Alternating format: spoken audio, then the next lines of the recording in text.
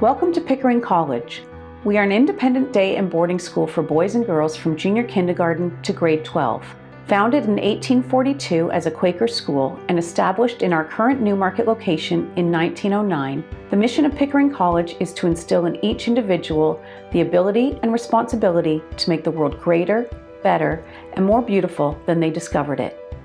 Our vision is to develop innovative, courageous, and compassionate global citizens who take action true to Quaker values. The Joseph McCulley Meeting Room, which in many ways is the heart of Pickering College. Although non-denominational, we follow Quaker traditions and values and maintain the practice of meeting daily. Our morning meetings often include an inspirational talk from our head of school, guest speakers, and school announcements. While only 10 to 15 minutes in length, morning meetings at Pickering College begin and end in silence, allowing for reflection and the building of a peaceful community.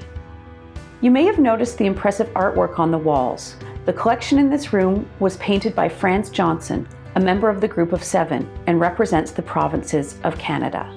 The meeting room includes a stage which is used for drama productions, music performances, and special events like our grandparent tea. The second floor of Rogers House, our main building here on campus, is home to the Learning Commons as well as classrooms. Housing over 16,000 books, the Learning Commons is supported by our outstanding librarian team and serves as a flexible space for student collaboration and research. This is also where we house the Arthur Garrett Dorland Friends Historical Research Collection. This room holds the largest collection of Quaker publications in North America and attracts researchers to Pickering College all year round. In addition to the facilities named for our benefactors such as Rogers House and Egan House, Pickering College's Student Lounge would not be possible without the contributions of one of our graduates, Mr. Jim Spring, who was a graduate of Pickering College in 1947.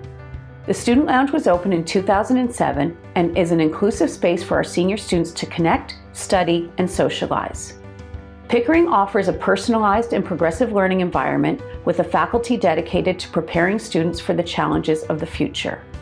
Our school mission is to give each student the vision, courage, and skills to make their community greater, better, and more beautiful than they discovered it. We firmly believe each person has a capacity for goodness and has the responsibility to attain that goodness.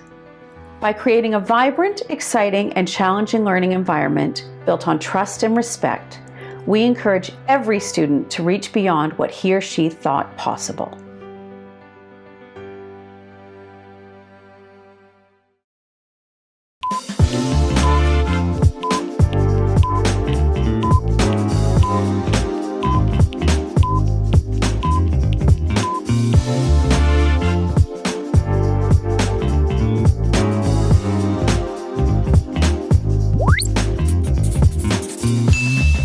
ครับวันนี้มาพบกับพี่เบสอีกครั้งนะครับเรามากันดึกนิดนึงนะวันนี้นะครับก็มาพบกับ GENT Channel อีกครั้งนะครับวันนี้เรามีโอกาสพิเศษนะครับในการมาพบกับทางโรงเรียนประจำชื่อดังนะครับแล้วก็เป็นโรงเรียนที่มีชื่อเสียงนะครับในประเทศแคนาดานะครับชื่อโรงเรียน Pickering College นะครับซึ่งโรงเรียนน่ะอยู่ที่Ontario นะครับแล้วก็เดี๋ยววันนี้เนี่ยทางคุณซูซานนะครับที่เราได้รับเกียรติมาเนี่ยจะเป็นในส่วนของคุณซูซานคัตไรท์นะครับซึ่งเป็น Admission Associate International Boarding นะครับมาให้คำแนะนำเกี่ยวกับตัวโรงเรียนเองแล้วก็ในส่วนของคำแนะนำในการที่โรงเรียนเนี่ยเตรียมตัวเด็กในการเข้าโรงเรียนในการเข้ามหาวิทยาลัยระดับชั้นนำนะครับก็เดี๋ยวผมยินดีต้อนรับคุณซูซานก่อนเนาะแล้วระหว่างทางนะครับที่เราคุยกันนะครับก็ผมจะพยายามช่วยแปลให้เป็นภาษาไทยเนาะจะ wrap up แต่อาจจะไม่ได้แปลตรงเป๊ะซะทีเดียวนะครับจะเป็นการแปล key point ที่สำคัญนะครับโอเค Susan good morning how are you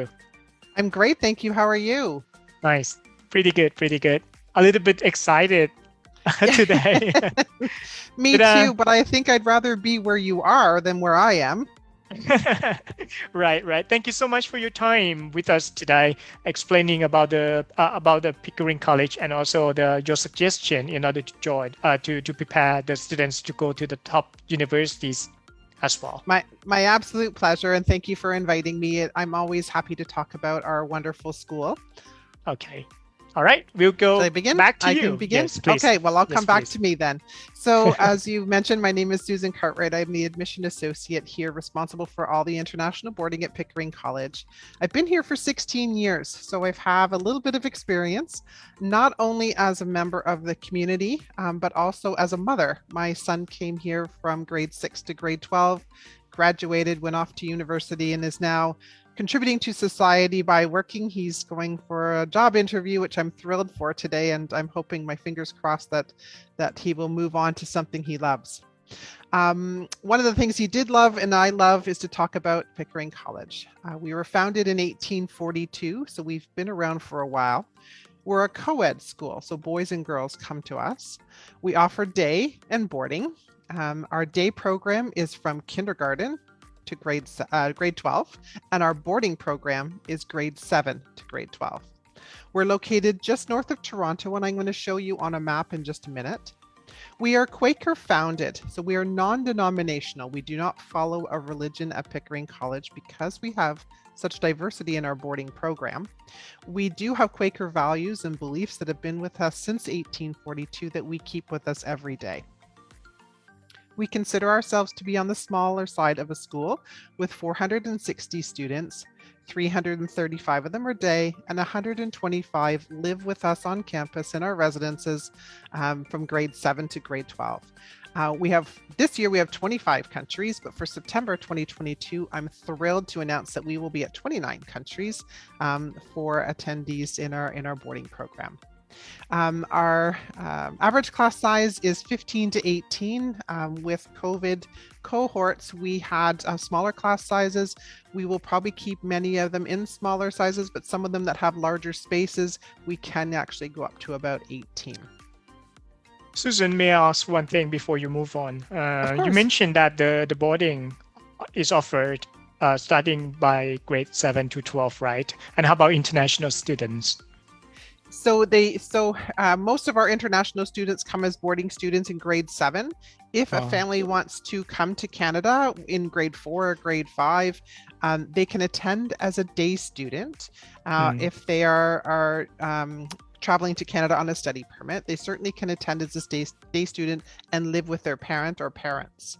Once they hit grade 7 age, though, they would have to switch to boarding unless by that point parent has a work permit, a study permit, or they are becoming permanent residents of Canada, in which case they could stay as day students. So normally the students, for your international students, would be the boarding students then, in general.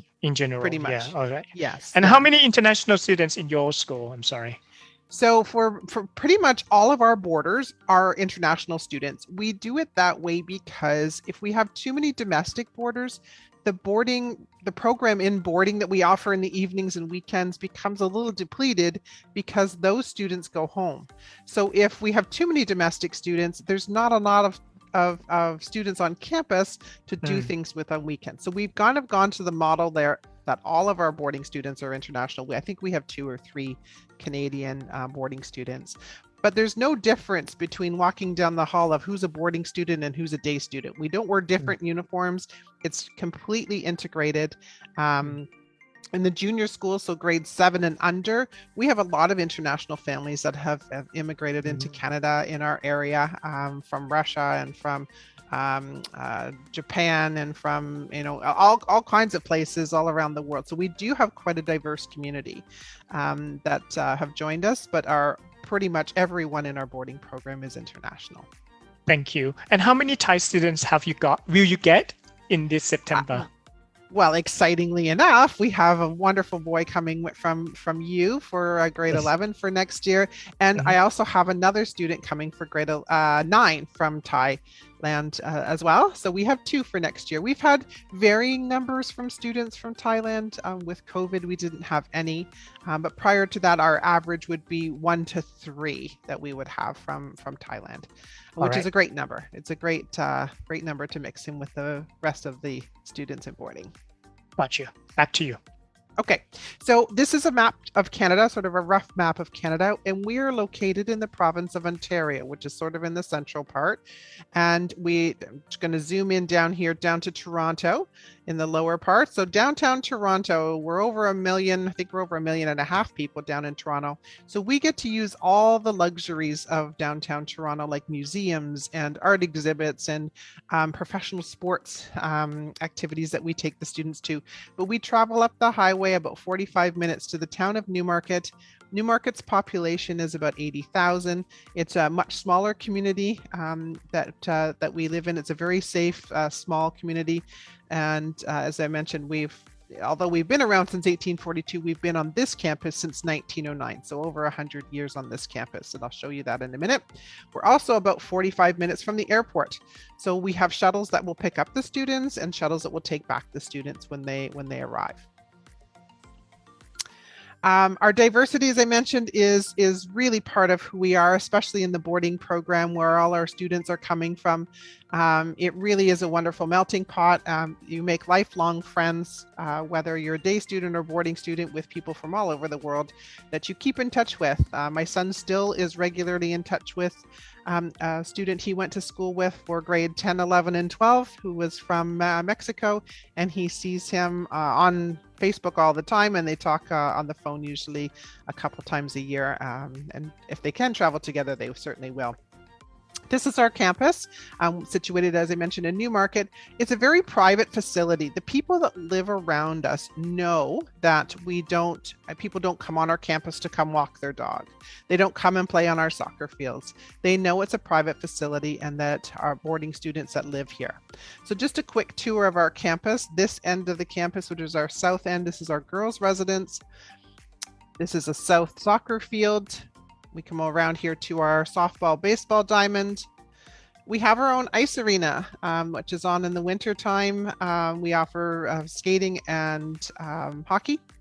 We also offer figure skating if somebody is interested in training. That's a year-round sport, though, and it's done off campus. When the ice comes off, we have badminton and ping pong in our arena. Over here on our east side is Memorial Field, which is a wonderful track that we have our boys soccer on a Memorial Field. We also have track and field events that are here.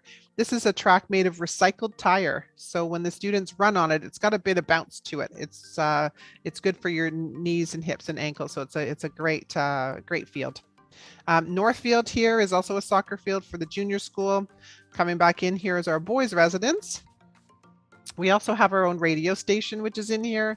Our nurses station is in here. So if the student is unwell, this is where they would come to see the nurse.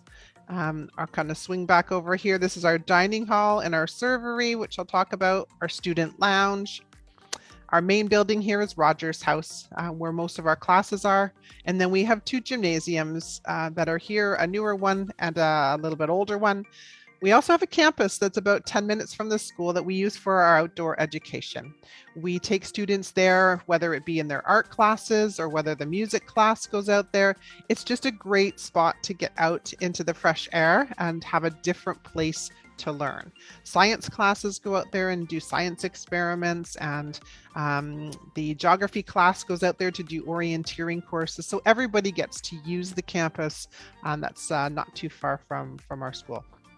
Susan, may I interrupt you to summarize in Thai before you move on, right? Of course. ก็สำหรับผมขออนุญาตอธิบายเป็นภาษาไทยสั้นๆนะครับสำหรับคุณซูซานเองนะก็เป็นผู้ปกครองนะครับก็มีลูกที่จบจากโรงเรียน Pickering แล้วนะครับเพราะฉะนั้นมุมมองของเขาก็จะมองทั้งในส่วนของที่เป็นสตาฟของโรงเรียนแล้วก็เป็นผู้ปกครองด้วยนะครับแล้วก็สำหรับโรงเรียนนะครับก่อตั้งในปี 1842 นะครับแต่ว่าโรงเรียนเนี่ยที่เซตติ้งที่อยู่เห็นในภาพตรงนี้ก่อตั้งในปี 1909 เนาะโดยประมาณก็อายุ100 ปีแล้วจากที่เซตติ้งที่อยู่ในปัจจุบันนะครับแล้วก็ตัวโรงเรียนเนี่ยเป็นคริสเตียนเนาะแต่ว่าก็ไม่ได้มีเด็กแล้วก็มีเด็กจากหลากหลายศาสนานะครับก็เขาก็ไม่ได้แบ่งเฉพาะคริสเตียนที่จะต้องเรียนที่โรงเรียนนี้นะครับสำหรับนักเรียนนะครับเขาก็จะมีนักเรียนที่เป็นเดย์กับบอร์ดิ้งนะครับเดย์ประมาณ300 กว่าคนนะครับบอร์ดิ้งประมาณ125 คนซึ่งส่วนใหญ่ก็จะเป็นเด็ก international students อยู่แล้วนะครับแล้วก็เปิดรับนักเรียนตั้งแต่ K ก็คือ kindergarten นะครับไปจนถึง12 ก็คือเกรด 12 เลยนะครับซึ่งนักเรียนส่วนใหญ่ที่เป็นบอร์ดิ้งเนี่ยก็จะ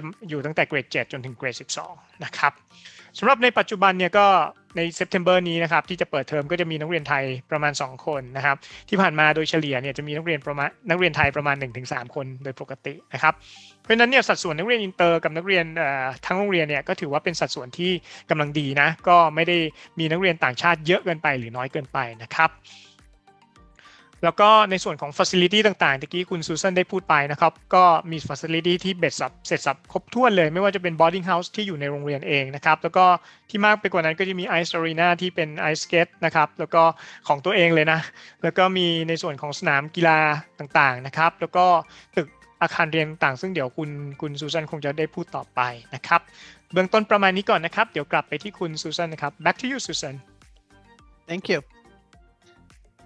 So the schooling system in Ontario is fairly similar across Canada, but let's talk specifically about Ontario, which is where we are. We have kindergarten to grade 5, which is roughly ages 4 to 11. Our middle school is grade 6 to grade 8, roughly ages 12 to 14. And then high school in Canada is a 4-year program, grade 9 to grade 12. And the ages are roughly 14 to 18. Now, I just want to touch on that because some students start a little bit later. So they actually graduate at the age of 19. Some countries, when they come, depending on their system, they might actually finish at the age of 17. So we can accommodate all of those. When a student graduates grade 12, they earn an Ontario Secondary School Diploma. If they have an average above 80%, they will earn the distinction of an Ontario Scholar, which goes on their diploma. Both of these diplomas are recognized worldwide at universities. I'm going to talk about universities a little bit at the end, but I just wanted to touch on it here so that you know that you would graduate and be able to go to university in the United States, in Canada, in UK or Japan, wherever you want to go. Our guidance counselors are very well equipped with students going all over the world and are very well versed in their knowledge on helping you find the best university for you and the program you're interested in. So students coming in grades 7 and 8 have a set course grouping that they have to take to achieve results for grade 7 and grade 8. They have to take it English, math, science. And our science is divided like biology, chemistry, physics, and earth sciences that they do.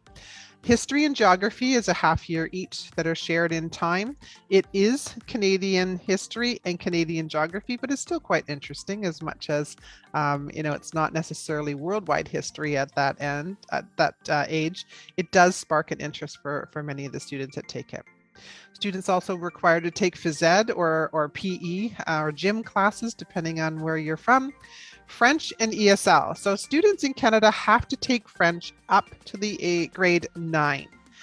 For students who are international, the student can take French if they wish, or they can take ESL if required. So if their English is strong, they would be required to take the French. If their English is the lower part and they're working on their English, it's no problem. We have ESL support that we can work through them to improve their English. They also required to take instrumental music, and they could pick an instrument of their choice to be part of the school community. Then those choices are not theirs, they are mandatory, but they do get to choose from debate, design and build, and art for their electives, and it can change a couple times throughout the year. They don't have to have it consistently. Susan, may I ask one thing? Of course. Do your school use the linear system or semester system? Normally we're linear, but with COVID, because of cohorts and we wanted to be able to keep the students together, we did change for 2020, 2021, and now this year, the 2022, 2023, we will stay as semester, but we will be going back, I expect, in 2023 to the linear model.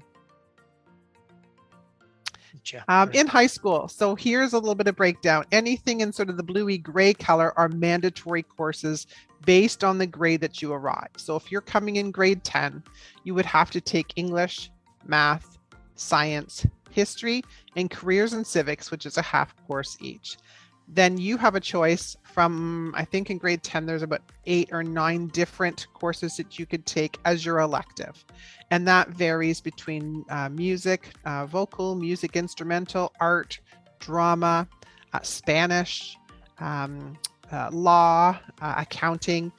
There's a variety of courses that are available to you in grade in any of the grades, anywhere you see elective is where you get to choose the courses you want to take. I am going to touch a little bit more on grade 11 because it seems when a lot of students internationally like to come to Canada for their studies, which is 2 years before they would graduate. So English is required and math is required. The rest are electives. This is where our guidance counselors will start working with the students to make sure that they're choosing courses they will need for their post-secondary studies. So if they're interested in going into medicine, they're going to have to take biology, chemistry, and they have to maintain their math, obviously. And then they can choose the rest based on interest subjects that they're looking to learn more about. But mandatory for universities, you would have to have your biology and your physics. Biology and your chemistry. Again, when you get to grade 12, same thing would happen. You have to take English, but let's follow along that same stream. You're interested in going into medicine.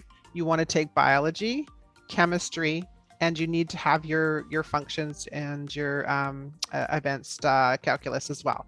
So that would be your 3 electives that would be meant that you would have to take because you need that for your studies. And then again, the rest of them can be electives based on what you love to do, whether you like music or whether you drama or you're interested in geography or history. Those entrepreneurship, there's probably 30 choices you can pick from for your elective subjects in the higher grades. We do offer, yep. Sorry, you go ahead, please. Sorry. Yeah, we do offer 4 AP courses available, French, calculus, world issues, and chemistry. I know some students have been asking about going to the US, so AP is a great certificate to achieve. You'll notice there's only 4 AP courses that we offer. So that means you wouldn't complete your certificate with us by taking our main ones. But students coming in grade 11, we look at your grade 11 marks in biology, for example. And let's say you have a 92, 94. Our teachers will encourage you, if you're going to the States, to take the AP biology exam. So even though we don't run the AP course, your biology teacher will work with you and you'll order the exam, you'll administer the exam, so you could get your 5th or your 6th AP course and be able to achieve your AP certificate through Pickering College. It's just that we don't specifically offer those AP courses at this time. We are increasing the number for 2022. It's staying the same as 4, but I imagine because of all the things that are opening up, we will be offering another 2. So we would offer 6 total for grade 12 AP by the time 2023 comes. But we can certainly help students achieve that AP certificate by ordering additional exams for them and administering them on behalf of the AP program so that they can get their certificate to go to US schools. Susan, you mentioned that actually the questions I'm asking is about AP and then you answer already. So you offer 4 AP, but what I'm just curious is that, is it required in order to go to the top universities, even in Canada or in the US, in order for the students to take AP courses? Absolutely great question. And I'm glad you asked that because a lot of times AP is a little misleading. In some universities in the US, absolutely, they will require AP courses.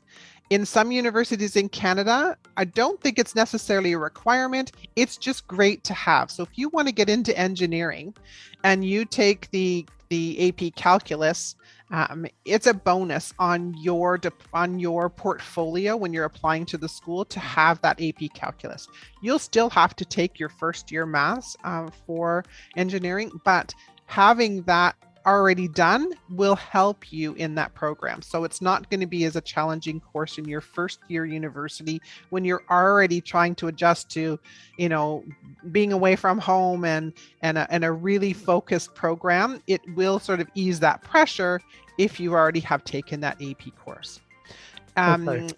It just depends on what course you're taking. It's a little bit misleading. Some people think if they do take calculus, they're exempt from taking math in first year university, and that's not the case if it's a requirement you need for a specific program you're taking, like as I mentioned, engineering or medicine, etc. So you have to work with our guidance counselors who are well versed on this, whether you're going to Canada, US, or anywhere in the world. They will make sure that you have those needs met for your portfolio for those courses you would take. Gotcha. Okay. May I summarize in Thai a little bit and then Yes, of course. go back Please. to you. สำหรับสไลด์ถัดมานะครับคุณซูซันได้กล่าวถึงวิชาเรียนต่างๆนะครับซึ่งเขาเริ่มต้นในส่วนของเกรด7กับ8นะครับซึ่งส่วนใหญ่จะเป็นวิชาบังคับเนาะแล้วก็อาจจะมีวิชาให้เลือกบ้างนะครับแต่เมื่อโตขึ้นนะครับก็จะมีเกรดสมมุติตั้งแต่ในส่วนของไฮสคูลซึ่งเขานับอยู่ช่วงของเกรด9จนถึง12เนี่ยจะมีวิชาบังคับเนี่ยครับภาษาอังกฤษเลขวิทยาศาสตร์ geography แล้วก็พละเนาะในส่วนของ French เนี่ยจะเป็นเกรด9สำหรับเด็กท้องถิ่นนะแต่ถ้าเด็กต่างชาติอย่างเราเด็กไทยไปถ้าสมมุติภาษาอังกฤษเป็น first language อยู่แล้วเขาก็อาจจะให้เรียนเป็น French นะครับแต่ถ้ายังดีไม่พอก็จะเรียนเป็น ESL แทนนะครับและเมื่อน้องโตขึ้นจำนวนวิชาบังคับก็จะน้อยลงอย่างภาษาอังกฤษเนี่ยต้องเรียนจนครบ12ปีเนาะอย่างแมทเนี่ยเรียนจนถึงแค่เกรด11เกรด12ไม่ต้องเรียนแล้วถ้าไม่ต้องใช้นะครับแล้วก็หลังจากนั้นก็จะทาง School Counselor ก็จะมาแนะนำน้องๆว่าจะเข้าเรียนคณะไหนมหาวิทยาลัยไหนและประเทศไหนเพื่อ matching กับระบบนะครับซึ่งทางโรงเรียนเองเนี่ยมีการเปิดการเรียนการสอนในส่วนของ AP courses นะครับซึ่งใช้สำหรับการเข้ามหาวิทยาลัยที่อเมริกานะครับก็จะมีแค่4วิชาเท่านั้นแต่ว่าเขาก็บอกว่าในอนาคตจะมีเป็น6วิชาแต่ว่าถ้าน้องคนไหนจะอาจจะเรียนในส่วนอยากเทค AP นะครับก็สามารถเทคจากข้างนอกได้ซึ่งโรงเรียนก็จะสนับสนุนให้ในส่วนของตรงนี้ด้วยเช่นกันนะครับแล้วก็ผมถามเขานะครับว่าในส่วนของการเรียนอย่างยกตัวอย่างวิชาเลขเนี่ยที่แคนาดาเนี่ยเขาจะมี2ระบบกันนะครับระบบแรกคือ semester ระบบที่2คือ linear หมายความว่าจะเรียน8วิชาเนาะประมาณ8วิชายาวทั้ง2 semester เลยนะครับในขณะที่ระบบ semester จะเรียน4วิชาและ4วิชาในเทอมที่2นะครับจะแบ่งกันนะครับจะไม่เหมือนกันซึ่งในอดีตเนี่ยทางโรงเรียนเนี่ยใช้ระบบ linear ก็คือเรียน8วิชาทั้งปีนะครับแต่ต่อมาเนี่ยในช่วงของโควิดเนี่ยรวมถึงในปีจนกระทั่งใน September 2022 ถึง 2023 จะเป็นปีสุดท้ายที่จะใช้ระบบ semester นะครับในขณะที่ปี 2023-24 เนี่ยจะกลับมาใช้ระบบ linear เหมือนเดิมนะครับก็จะใช้ระบบยิงยาวนะครับโอเคประมาณนี้นะครับโอเคคุณ Susan back to you Yes, I just want to add too, because we wanted to answer the question about U.S. universities. So we do not offer an SAT course, but we do administer the SAT exam for students who are interested in attending a university in the U.S. So again, it would be part of the questions that the guidance counselors would ask you when you're coming into the school, whether you're coming in grade 9, 10, or 11, whether you're interested in going to U.S. university. You would still be required to do, as much studying as you can for your SATs, but we can order the exam and proctor the exam on your behalf if you are interested in going to the US. And again, when I come back to universities, I'll explain that a little bit more at the end. Thank you.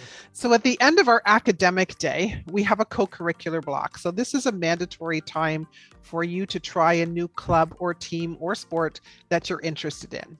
We have pretty much all of the majority of sports that the main sports, so basketball, volleyball, soccer, are all available throughout the year, depending on whether you're male or female.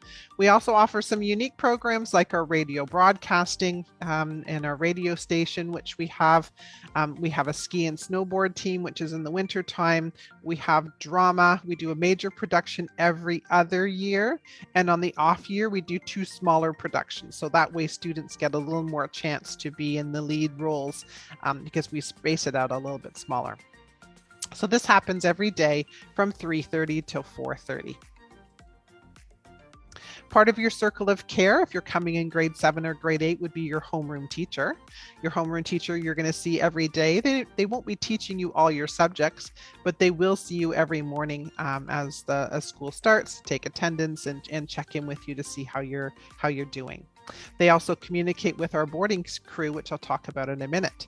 Grade 9 to grade 12, you'll be assigned an academic advisor, and that's somebody who we're going to try and match you up with who you have similar interests to. So part of your interview, I'm going to ask you questions, what sports do you like? What subjects do you like?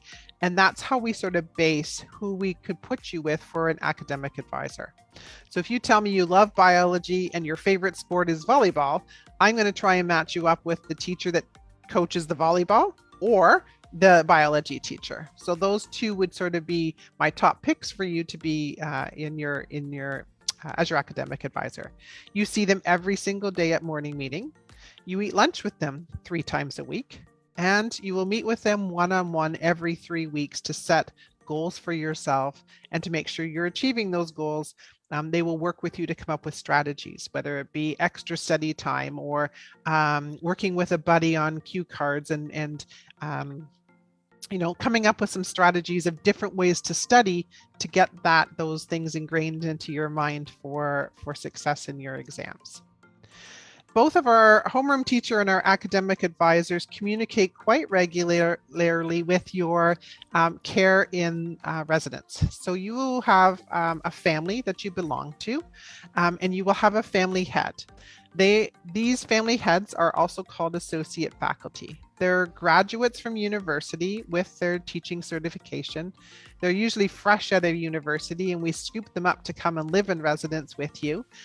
They're like a house parent. They're there for leadership. They're there for support. They're there for mentoring. Sometimes they have to be there for discipline. If you're not necessarily focusing on your studies during study time, they'll be the ones coming in to say, okay, let's put away that and we need to work on this. They have a total of 11 to 14 students in their family. You do things together, you go out for dinners, you do games nights, and then there's always friendly competitions amongst the families several times throughout the year to get the coveted Border Cup, which is usually shared between the boys and girls residences of who ends up winning it for more than 1 year in a row. This is a typical family in our girls' residence, and there's, as I said, there's anywhere between 11 and 14 as girls or boys, depending. Their families are kept separate for their residences. We have quite a robust boarding program. We have dinner from 5:30 until 6:15 every night. Sunday night to Thursday night, we have mandatory study, and it's from 6:30 until 8 p.m. So at 6:15, the bell is rung at dinner.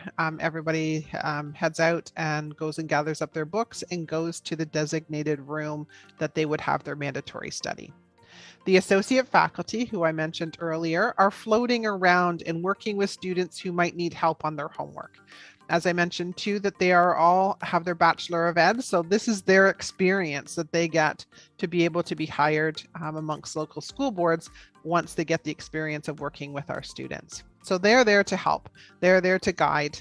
If a student is not handing in their homework, they will hear from the homeroom teacher or their academic advisor that things are missing, and they will work with them those evenings to get that done.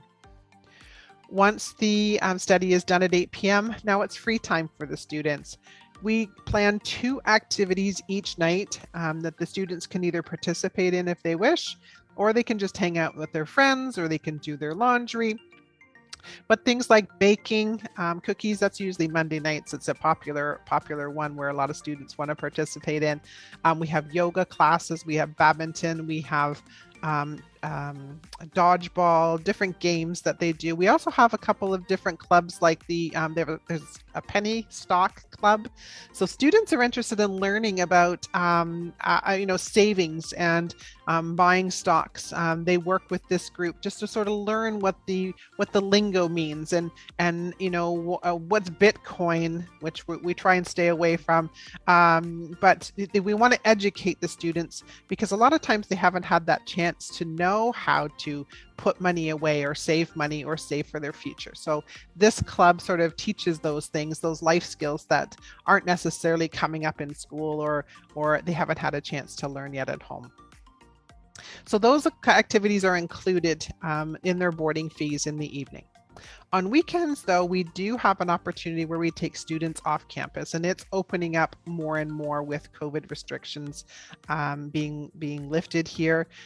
We still take the kids with masks, and we go to places that aren't too busy, but we still want to give them a chance to get off campus and have some refreshing things to do. So these activities, though, would have a cost to them based on the cost that we are going. It's not a money maker for us. It's if we're going to the ballet and we ordered 60 tickets, we have to cover the cost for 60 tickets. So there's a chance each term where the order form is sent to the families and they can choose what they want the student to attend. There's opportunities in residence for leadership roles. Once the student has been there for a year, they can offer their services as a proctor. This is an elective position. It's a position of leadership. It is really encouraged to put onto your portfolios when you're doing your university applications, because it can lead to university placements too, where you can be proctors on their floors as well if you've had that experience. So this is an order form of what will come out to the families each of the terms, showing what's coming up. There's only one mandatory trip that we have all the boarding students participate in, which is the very first one we do at the beginning of the year. And it's a chance for the new boarding students and the returning boarding students to meet and officially. So we take them down to the Toronto Harbor. We have a boat down there that we will take them around to do a wonderful cruise, an amazing dinner, and then a fun dance. And it's really a chance for the groups to get together and meet each other. So they're going to be living together for 10 months of the year. They might as well get to know who's going to be on the same floor or near them in residences. We also have other trips on the weekends. In the winter time, we take the kids skiing or snowboarding. If a student already knows how to ski or snowboard and has brought their equipment, they hop on the bus, they get off the bus, and off they go on the ski hill. If you want to learn to ski or snowboard, we have the opportunities to get you into some lessons, to get you into some rental equipment. We go every Saturday or Sunday on the weekends from January till March. And students are welcome to join in, or if they want to just go on the bus ride and hang out at the chalet with their friends, they're welcome to do that. We always have room on the bus for students who want to do that. The ski hills are fairly close to our school. They're about an hour to an hour and a half. We try and rotate around so that the students get a chance to try out different ski hills, but they're always back in time for dinner in the evenings. Long weekends. So there are a couple of long weekends, and I have to change this slide because I just got word 2 days ago that we are now going to be open for long weekends. So when the school is technically quote unquote closed, there's a weekend in October, November, February, April, and May where it's going to be downtime. We're not going to plan formal activities to take the students. This is a chance for them to sleep in, get their rooms tidied again. They will have a couple of weekends that they are going to offer some trips if the students are interested. For example, our February weekend is when the kids go to Blue Mountain, which is about 2 hours from the school. It's a much bigger ski hill that offers a spa and cross-country skiing and skating and lots of fun outdoor winter activities. It's always sold out, so I think they'll probably still keep that one. But the other ones, if the students just want to hang out in residence, they're welcome to. If they want to sign out with parent permission to go to one of our Canadian students' home for the weekend, providing it's okay with mom and dad, and we know that the parent that they're going to is going to be there for supervision, it's all good for them to go on those weekends. 2 weeks at Christmas. Before moving on a little bit, you mentioned about 5 long weekends. So it means that there will be some weekends during each month that you mentioned in the slides, right? And Correct. then, but they can normally the boarding house will be closed, and they have to move out. Correct. But from now Not on, move out, but they have to leave campus. So we normally provided a trip that they would go on for the weekend. But now we're not going to do that as a mandatory anymore. We're going to keep the boarding open on weekends. If they want to go on the trip, they can, or they can just hang out in the residences for the weekends. Gotcha. But if they want to hang out with to join the trip, they have to pay extra for that. If not, Correct. they can just stay in the boarding house and then just chill It out. doesn't cost them any more unless they go to the movies or whatever. Gotcha. All right. Yeah. So 5 long weekends will be The residence deleted. is going to stay open. Yeah. Well, Okay. it's still long weekends. The school Yep. is like there's no classes on the Friday and there's no classes on the Monday. So it's a 4-day weekend that Gotcha. the students are on campus. Mhm, We have mhm. 2 weeks then at Christmas as well. Most of the students go home, although Thailand is a little bit farther, but we do have a lot of students who go home to Japan. Some go a little bit earlier in the week before, so they're actually gone for 3 weeks. So that's available as long as they keep up with the work that they have while they're gone. And And then there's during 2 weeks. during Christmas break, if they do not want to go home, will the school provide some accommodation for them? The option? We or don't have anything? accommodation option for them, unfortunately. We Mhm. do have a company called ISGC, which is International Student Guardianship, that they can be a custodian for students while they're in Canada. They would need to know probably by September that a student is planning on staying in Canada for Christmas, and they will help find a homestay, which would have a cost to it. Gotcha. Same thing for March break. The students typically go home. Some students' families come here and they go skiing or they go down south. We probably will get back, and there's no guarantee yet, but for 2020, like for March 2023, we should be back offering a trip again, which would have a cost to it that the student can sign up for. And then other things that they can do, as I mentioned, there's the homestay that they can get through ISGC. They can go home early. They can join a day family. Lots of times, when they become friends with the day students, they get invited to come in and spend time there. And as long as parents are in agreement, we're happy to help them with that. Gotcha. Susan, before you move on, may I interrupt No problem. to translate? Okay, thank you. Thank you. สำหรับสไลด์ถัดมานะครับคุณซูซานได้พูดถึงเกี่ยวกับเรื่องของ Co-Curricular Activities นะครับนอกเหนือจากการเรียนนะเขาก็จะมีเนื่องจากว่าเป็นโรงเรียนประจำเนาะเขาก็จะมีเวลาที่จะทำให้เด็กนักเรียนได้ทำกิจกรรมต่างๆซึ่งเป็นการบังคับเนาะจะไม่ใช่เป็น elective นะครับซึ่งกิจกรรมก็จะมีหลากหลายไม่ว่าจะเป็นกีฬาที่เป็นบาสเกตบอลวอลเลย์บอลซ็อกเกอร์นะครับรวมถึงมี radio broadcasting ด้วยเป็น DJ เนาะเพราะว่าโรงเรียนมีเหมือนเป็น radio channel เป็นของตัวเองด้วยเจ๋งดีนะครับแล้วก็อาจจะไปเล่นทั้งในส่วนของสกีสโนว์บอร์ดมีทุกอย่างครับรวมถึงดราม่าสำหรับเด็กที่ชอบการแสดงนะครับในส่วนของเกรดถัดมาเป็นเรื่องของการเรียนเกี่ยวกับคุณครูซัพพอร์ตต่างๆนะครับในส่วนของเกรด7เกรด8เนี่ยเขาจะใช้เป็นลักษณะของโฮมรูมอยู่นะครับในปัจจุบันโฮมรูมก็คือเป็นเหมือนครูประจำชั้นนั่นแหละนะครับซึ่งเขาเด็กๆจะได้พบทุกเช้าอยู่แล้วแต่พอเมื่อเด็กโตมาเกรด9ถึง12เนี่ยคุณครูที่จะแอดไซน์มาเป็นคล้ายๆกับเป็นแอดไวเซอร์ให้น้องเนี่ยจะเป็นคุณครูที่มีความที่น้องสนใจนะครับลักษณะเช่นถ้าน้องสนใจด้านธุรกิจเขาก็จะหาครูที่เกี่ยวข้องกับที่สอนทางด้านธุรกิจมาเป็นแอดไวเซอร์ให้น้องนะครับรวมถึงกีฬาอะไรต่างๆด้วยเพื่อที่ว่าจะได้เชื่อมโยงแล้วก็มีประสบการณ์ในการที่จะไกด์น้องได้ในการเตรียมตัวเข้ามหาวิทยาลัยซึ่งอันนี้น่าสนใจเลยนะครับต่อมานะครับในส่วนของ boarding house นะครับทางโรงเรียนเนี่ยแบ่งคือใน boarding house เขามี100 กว่าคนเนาะเขาก็จะแบ่งเป็น cluster หรือเป็น family ใน1 family ก็จะมีคุณครู1คนนะครับเด็กนักเรียนอีกประมาณสัก11ถึง14คนนะแล้วเขาก็ได้เหมือนถ้าระบบอังกฤษจะเป็นระบบบ้านเนาะที่นี่เขาเรียกว่าเป็น family หนึ่งก็จะมี10 กว่าคนนะครับแล้วเขาก็อาจจะมีการแข่งขันกีฬากันระหว่างบ้านในลักษณะแบบนี้นะครับสำหรับช่วง free time ของเด็กๆนะครับก็จะมีกิจกรรมให้นะครับทางโรงเรียนก็จะมีจัดไม่ว่าจะเป็นโยคะเป็นการเรียนบิตคอยน์การเล่นกีฬามีให้หมดนะครับเพราะฉะนั้นไม่ต้องกังวลเลยว่าก็คือตารางค่อนข้างแน่นเลยนะตั้งแต่5:30 กินข้าวเสร็จก็จะต้องมาในช่วงของเขาเรียกว่า prep time นะครับเป็น tutor time ก็คืออ่านหนังสือแหละจนถึงประมาณ 20:00 นนะครับแล้วก็นอกเหนือจากนั้นเนี่ยระหว่างที่เรียนนะครับในช่วงระหว่าง weekday เนี่ยก็คือเขาอาจจะมีกิจกรรมที่ผมกล่าวถึงไปนะครับในส่วนของวันเสาร์อาทิตย์เขาก็จะมีทริปอะไรต่างๆนะครับรวมถึงมี long weekend ด้วยซึ่งแต่ก่อนเนี่ย long weekend เขาปิดหอนะเด็กต้อง ออกไปนู่นไปนี่อะไรเงี้ยแต่ว่าในปัจจุบันเขาเปิดหอให้เด็กเป็นออปชันแล้วว่าสมมุติถ้าเด็กอยู่หอก็คืออยู่ไปนะครับแต่ถ้าใครอยากไปทริปเพิ่มเติมนะก็สามารถที่จะจ่ายเงินได้นะซึ่งโรงเรียนก็จะจัดทริปให้ at cost ก็คือที่ราคาต้นทุนไม่ได้ make money อะไรจากตรงนี้นะครับจุดหนึ่ง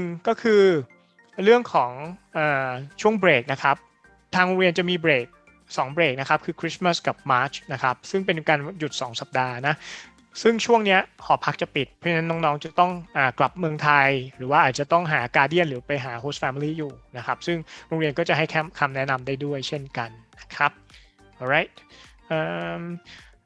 Susan can the students maybe go to the town during the weekend or during the weekdays Weekdays, no, because they're actually I should clarify. So from 4:30 till 5:30, they have time to do what they wish. They can go into town, which is just a couple minutes walk, and we have a beautiful tea shop there. There's a pizza store. There's ice cream. You mean New Market Town? Yes, the New Market Town, the main street. It's about a 4-minute walk from the school, and there's a beautiful fountain, and it's a lovely spot. So they could go from that time, but they have to be back by dinner at 5:30. On weekends, absolutely. There's usually groups that go to the movie theater, or we have a couple of really nice restaurants. We have an amazing Thai restaurant not too far from us. We also have a pho place that the students go to quite a bit. There's a sushi place that's not too far as well. So on weekends, they tend to, go as a group to different places, and that's no problem. We use an iPad system for their signing in and signing out of where they are and where their location is. So they have to sign into that when they come to the school and register when we have them arrive, so that we know where they are at all times. It's a great program. Thank you. All right, back to you then. Okay. So this is just a couple of different photos. The uniqueness of our campus is that we do have a lot of different types and sizes of rooms because of our residences is a little bit older. It's not like a hotel room where they're all the same. So they have different shapes and sizes. We have in girls' residence, we have room for 53 girls. I have one single room, which is usually for the head proctor. And then the rest of them are all paired rooms. So there's 2 in a room for most other rooms. Boys' residence, I have 5 single rooms. And again, they're typically for the proctors or a grade 12 who's been there for a couple of years. We try and give them a single room for their last year before they're heading off to university. And I have room for a total of 72 boys. Food services, one of the favorite things I like to talk about. We have 2 wonderful chefs who really work with our students, whether they live locally or they're from Thailand or from Germany, to try and find meals that we can cook for everybody to try on the campus. We have 3 hot meals a day, breakfast, lunch, and dinner. There is always a salad bar and a sandwich bar at lunch. So if you don't happen to like the main that day, you can always make yourself a sandwich or a salad. Kids don't go hungry. We even have our own pizza oven, which you can see behind Rosario here, where in the evenings, they will make fresh pizzas for the kids after study time. They can come and have a slice of pizza, or, just hang out in the dining hall with their friends, or they can hang out in residence as well. Snacks are brought over to the residences in the evenings, typically things like cheese and crackers and yogurts and maybe popsicles, different things for them to have, cookies and treats in the evenings. Weekends, we have brunch, Saturday and Sunday, and dinner. So breakfast and lunch are combined together. Quite honestly, most kids don't get out of bed before 10 o'clock, so it was hard to make a hot breakfast and try and keep it warm until they actually arrived. So we have cold breakfast available starting at 7 a.m. because some students are early risers, but the hot breakfast will come out at 11:30 until 1 o'clock. Our graduating class this past year, we had 74 that graduated, and 100% were accepted to the universities of their first choice. 94% of those students had an average above 80%. So one thing we feel that COVID did give us was students were not going to the mall. They weren't hanging out a lot because they couldn't. and therefore they focused on their studies. So our average scholar is about 88 to 89%. This year it was 94. So we kind of chalk that up to a good thing that we got from COVID was these students really did apply themselves and got some great marks to go off to universities. Many of them got scholarships as well.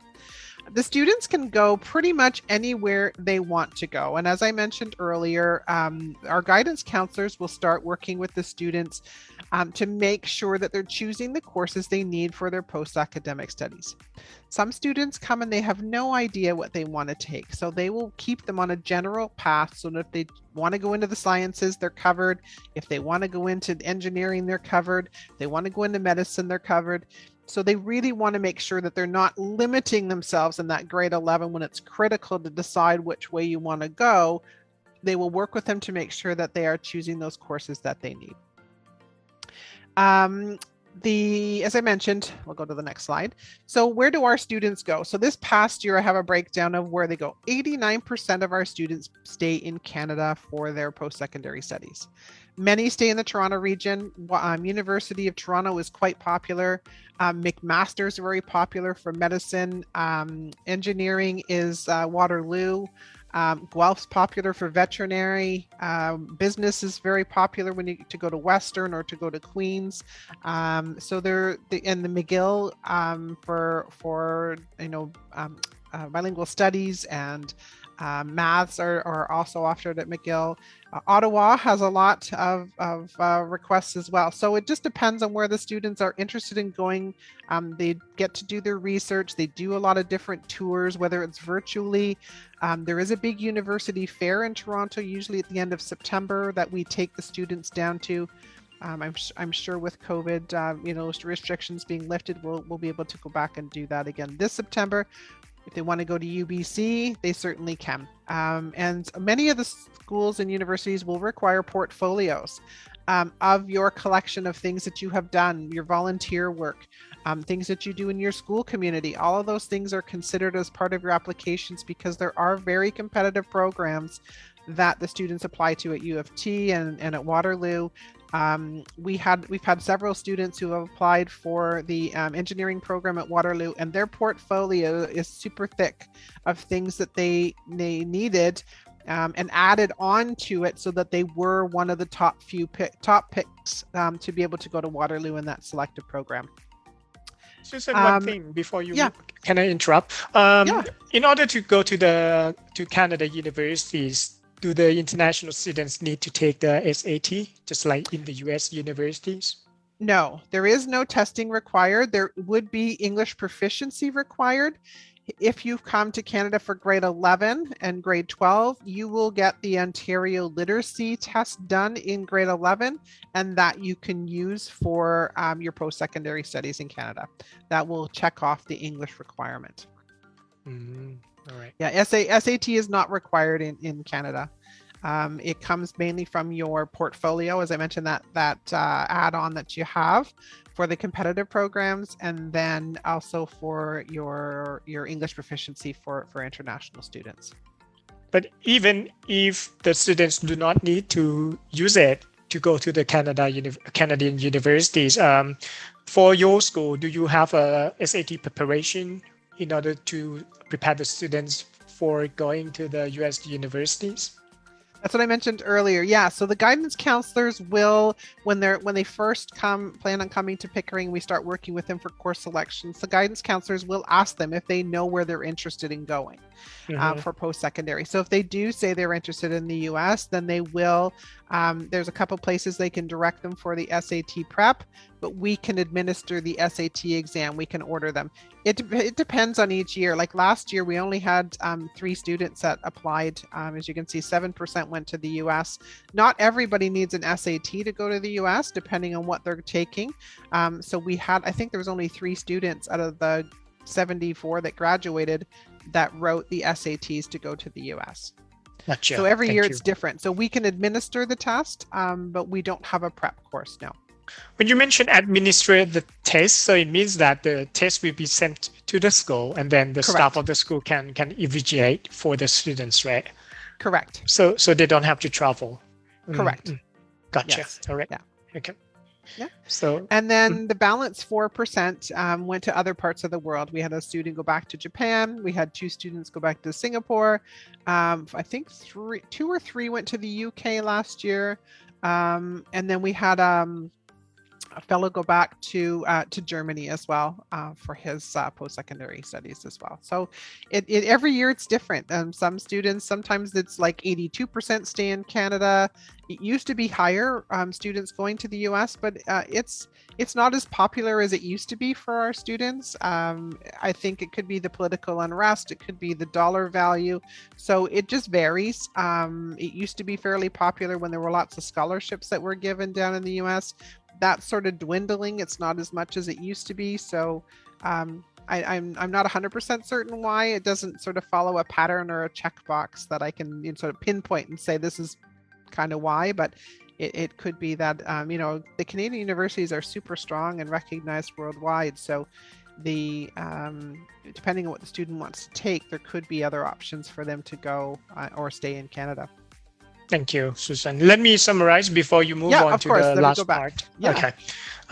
สำหรับขั้นต่อมานะครับทางคุณซูซันได้พูดถึงเกี่ยวกับว่าคือผมได้ถามคุณซูซันว่าแล้วเด็กระหว่างวันเนี่ยเด็กออกมาจากโรงเรียนบ้างได้ไหมหรือว่าเข้าเมืองได้ไหมคุณซูซันบอกได้นะช่วง 4:30 ถึง 5:30 เนี่ยมันเป็นชั่วโมงหนึ่งที่ว่างนะหลังจากทำกิจกรรมเสร็จเนี่ยก็สามารถที่จะไปที่ Town Center ก็คือ New Market Town Center นะไม่ใช่ที่ Toronto นะครับซึ่งใน New Market เนี่ยก็จะมีร้านอาหารอาจจะมีร้านอาหารไทยร้านชากาแฟร้านอะไรต่างๆเหล่านี้ซึ่งเด็กๆก็สามารถที่จะไปเดินเล่นได้นะครับในช่วงของวีคเอนก็เด็กๆก็สามารถที่จะในส่วนของวีคเอนเนาะเสาร์อาทิตย์เด็กๆสามารถที่จะไปเข้าไปในเมืองโตรอนโตได้ก็จะเป็นกรุ๊ปนะครับซึ่งจะมีการใช้ระบบเช็คอินแล้วก็เช็คเอาท์ไซน์อินไซน์เอาท์เนาะเพราะว่าคุณครูจะต้องรู้ว่าเด็กๆแต่ละคนไปไหนนะครับสำหรับอาหารนะครับอาหารเขาก็จะ provide ให้3 hot meals เลยนะก็คือทั้งเช้ากลางวันเย็นก็เป็นอาหารจานร้อนเพราะฉะนั้นไม่ต้องกังวลใดๆนะครับแล้วก็อาหารระหว่างวันก็จะมีทั้งสลัดทั้งแซนด์วิชแล้วก็จะมีพวกพิซซ่าพวกสแน็คต่างๆระหว่างวันให้กินด้วยนะครับก็เรียกได้ว่าไม่ต้องกลัวว่าจะหิวเลยนะครับ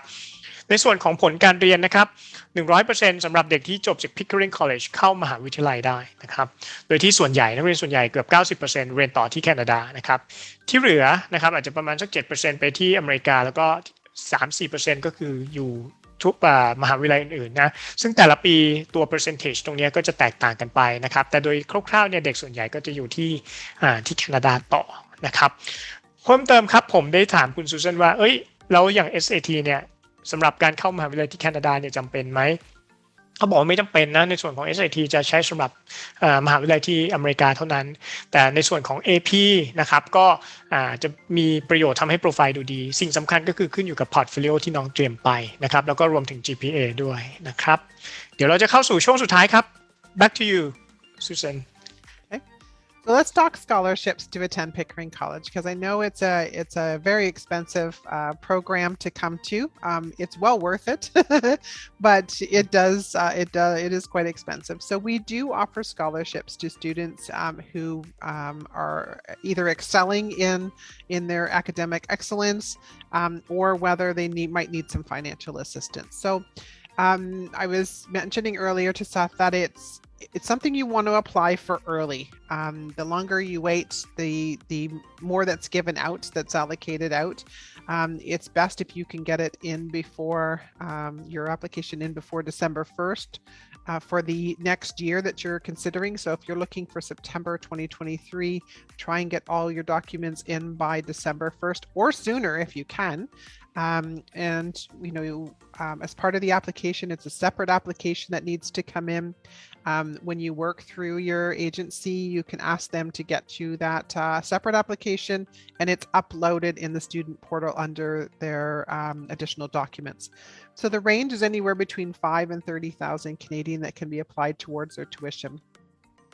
What's not listed on here is we have an early enrollment discount that's available for students from Thailand that if you have your application complete and in by December 15th of the year prior you're applying, it's an automatic 2,500 Canadian, so 2,500 Canadian on top of the scholarship that you could also receive as well.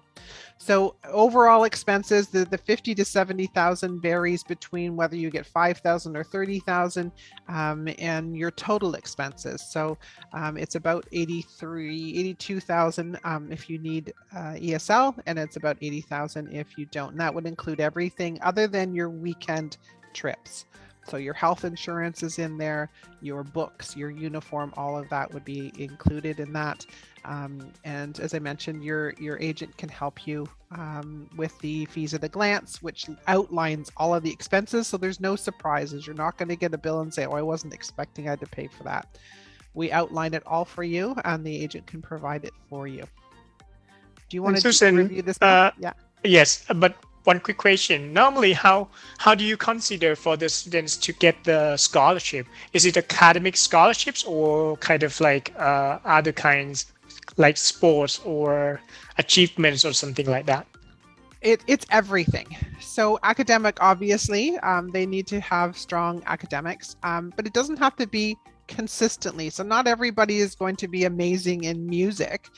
So we don't need you to have a 90 in music. It's just that your overall academics, your desire, all of those things are considered. So part of the application is your interview. It's typically me or our head of admission that does the interviews, and we're looking for that special student that we can say, you know what, hey, this is a great student. She'll be a great, or he will be a great fit into our community. They'll contribute. They want to be part of student committee. You know, let's see if we can get them the maximum. So it depends on what you put into it. If you you know, your marks are great. You know, even if they don't all have to be great, as I mentioned, let's be clear. You don't have to have a 95 in every single subject. Of course, that would be awesome, and you would probably receive the highest one. But you don't I don't want to discourage people to not apply because let's say their English mark isn't the strongest. Well, you know, that's okay. And if you know, it depends on how you sell yourself when we're in the interview.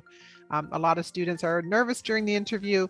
Keep in mind that it's done pretty much like this, where I can't, you know, it's one-dimensional. So it's your chance to shine, so that we can then go back to the scholarship committee to say, you know what, this is a great candidate. You know, she or he does this. He plays a sport. He does volunteer work. You know, he takes care of his brother and sister because his parents are working. Like, there's lots of things that may contribute to that 30,000. It doesn't just have to be academics. Gotcha. Thank you so much. Let me summarize before you move on for the summer camp. สำหรับค่าเรียนนะครับผู้ปกครองกับน้องๆอย่าเพิ่งตกใจนะต้องบอกก่อนว่า Pickering College เนี่ยเป็นโรงเรียนท็อปของประเทศเลยนะแล้วก็เป็นโรงเรียนที่ขนาดไม่ได้ใหญ่แต่ facility ครบถ้วนนะครับคุณครูคุณภาพดีมากๆนะครับแล้วก็ผลสำเร็จทางการศึกษา 100% เข้ามหาวิทยาลัยได้นะครับเพราะฉะนั้นเนี่ยแล้วที่สำคัญก็คือเป็น boarding ก็คือเป็นโรงเรียนประจำเพราะฉะนั้นค่าใช้จ่ายจะค่อนข้างสูงหน่อยโดยเปรียบเทียบกับโรงเรียนรัฐบาลนะครับหรือว่าโรงเรียนอื่นๆนะครับหลักๆแล้วเนี่ยโรงเรียนเอกชนและเป็น boarding และเป็นโรงเรียน top school เนี่ยค่าใช้จ่ายก็จะค่อนข้างสูงหน่อยนะครับโดยคร่าวๆนะผู้ปกครองควรจะต้องมีงบอยู่ประมาณ 50,000 ถึง 70,000 เหรียญถ้าไม่เรียน ESL นะครับกรณีเรียน ESL ด้วยก็ค่าใช้จ่ายอาจจะอยู่ขึ้นไปถึงประมาณ 80,000 เหรียญนะครับอย่างไรก็ตามเขาก็จะมีในส่วนของทุนการศึกษาให้ตั้งแต่ 5,000 จนถึง 30,000 Canadian dollars นะครับซึ่งตรงนี้เนี่ยก็ผมได้ถามเขาว่าแล้วหลักในการพิจารณาเป็นยังไงจริงๆเขาบอกว่ามันไม่ได้ต้องเก่งทุกอย่างหรอกมันขึ้นอยู่กับการพรีเซนต์นะครับแล้วก็เรื่องของว่าโปรไฟล์ของเด็กบางคนอาจจะเก่งอย่างนึงไม่ต้องเก่งทั้ง 100% นะครับเพราะฉะนั้นเนี่ยก็สามารถที่จะขอทุนได้นะครับโอเคนะครับเดี๋ยวต่อไปเดี๋ยวจะให้คุณซูซานแนะนำเกี่ยวกับ Summer Camp นิดนึงนะครับ Susan back to you for the Summer Camp information. Okay. So we're very excited to bring back our English as a second language, our ESL summer camp this summer. We had a 2-year hiatus with COVID. Our campus in the summer is very quiet without the bustling students that we get to have. So it's a study intensive ESL summer camp. It's 25 and a half hours of English language instruction Monday to Friday. It's not an academic camp, although they do academic. So they're going to work on their English in a science experiment. They're going to do it through math program. They're going to do it in a variety of different things, geography and history. They're going to make videos. They're going to do lots of things to be able to express themselves and improve their English. We also include premium travel trips during the week and on weekends. We have sports that we do with them and arts and crafts and things. They can choose from different things to do at the end of the day to sort of relax themselves or learn something new. And then we do a 3-day, 2-night trip to Ottawa, which is our nation's capital. It's about 4 hours from the school. We go there. There's lots of museums and great restaurants that we get to experience with the kids for a little bit of an overnight trip.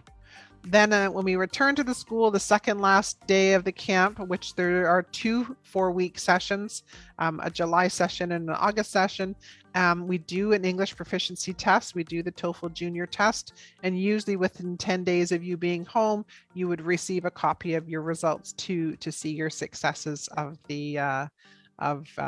how well you did in the program. Okay. All right. So I appreciate your time, Seth. Thank you so much for translating for me. I appreciate it. Susan, thank you so much. Let me summarize a little bit for the summer camp, just in case. Of course. How old is the students that can join? I think it's 5,800 all inclusive. All you need is your flight and your spending money. Everything else is included. I'm sorry, I mean the age of the students. Oh, sorry. Age 12 to 18. So 12 to 18. So, okay. Yeah, so grade 7 to grade 12. So our boarding program age. We can look at somebody a little bit younger. If they have a sibling, it's easier. But we find kids that are even younger than that are, unless they're really outgoing, they really struggle being that far away from home. And you mentioned about the cost. Is it how many weeks is it? 4 weeks. Okay. So 4 weeks, and you mentioned 5,800 Canadian, yes. Per student. 4 weeks or per week? Per 4 weeks. Per 4 weeks. Yeah. Okay. Yeah. But if they would like to go for like 3 weeks? There is one for 3 weeks. I'd have to give you the information for the summer camp. I'm sorry, I can't remember what the cost is for that. No problem at all. So it means that they can choose whether to go for 4 weeks or 3 weeks. Yeah. Gotcha. Yeah. All right.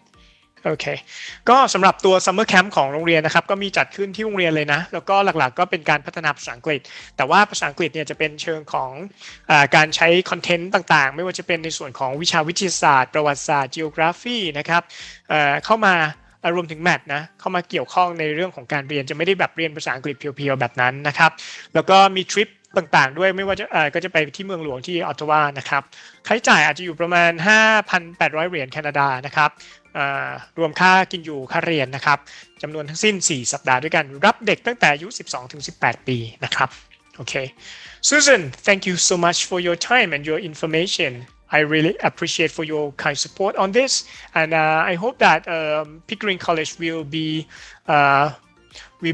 recognized by the Thai parents especially in the short future. Wonderful. Thank you, Seth. Swadika. I appreciate your time, and I'm hoping to see you in person next year when things have opened up and we can get out to see you. All right. Okay. Keep in touch. Take care. Have a nice day. Bye for now. Thank you.